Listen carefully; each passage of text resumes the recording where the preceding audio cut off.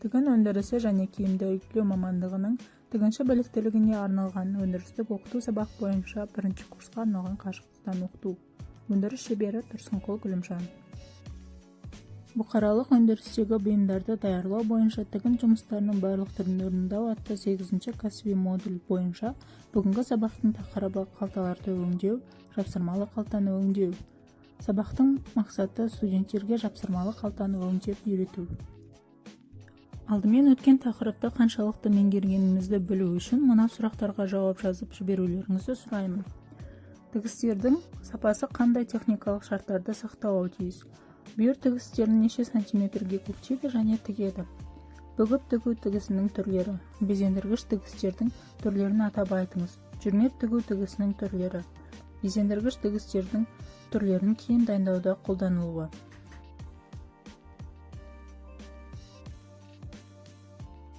Қалта дегеніміз киімнің құрамдас бөліктерінің бірі.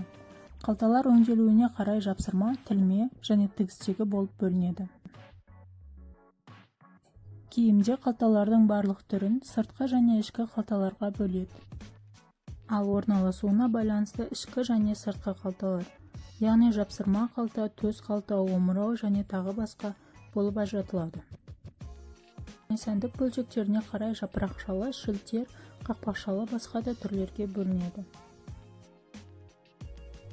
Қалтаның размерін киімнің сән үлгісіне сәйкестендіріп жасайды.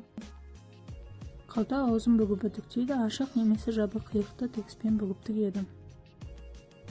Қалта аузы немесе жоғарғы қиығы бірге қиылады, немесе мата үнемдеу үшін кейде жеке бөлік әдіспен өңделеді. Қалтаны өрнекті матада қалай пішеміз? Бұйымда өрнек болған жағдайда негізгі бөлшек пен қалтадағы суреттерін сәйкестендіру керек. Егер де белгілі бір себеппен негізгі жіптің бағытымен тігу қиындық тудырған жағдайда 45 градус қиғаш пішуге болады. Жапсырмалы қалтаны қосымша бөлшектен де пішуге болады. Әрі сәндік үшін осылай басқа түспен өңдейміз. Жапсырмалы қалтаның орнын киімді өлшеу кезінде немесе көмекші лекалы арқылы анықтайды. 5 мм-ның өзі бірден көзге түсетіндіктен қалта ара қашықтығы 1 десиметриялы болу керек.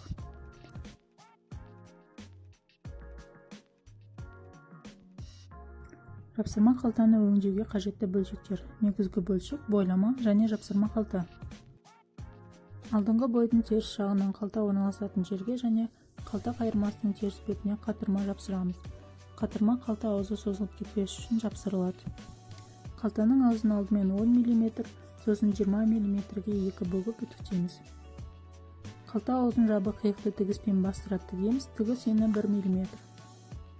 Қалтаның орналасу орны бойынша негізгі бөлшекке түйреуішпен түйреп, үстінен бастырып тігеміз, тігіс ені 1-2 мм.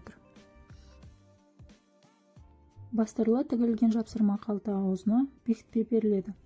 Дайын болған қалтаны алдымен теріс жағынан, сонан соң дәке арқылы оң жағынан үтіктейді.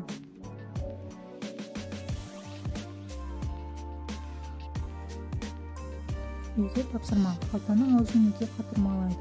Қалта аузын ашық қиығымен өңдеу дегеніміз не? Негізгі бөлшекке қалта орнын қай жағынан белгілейді?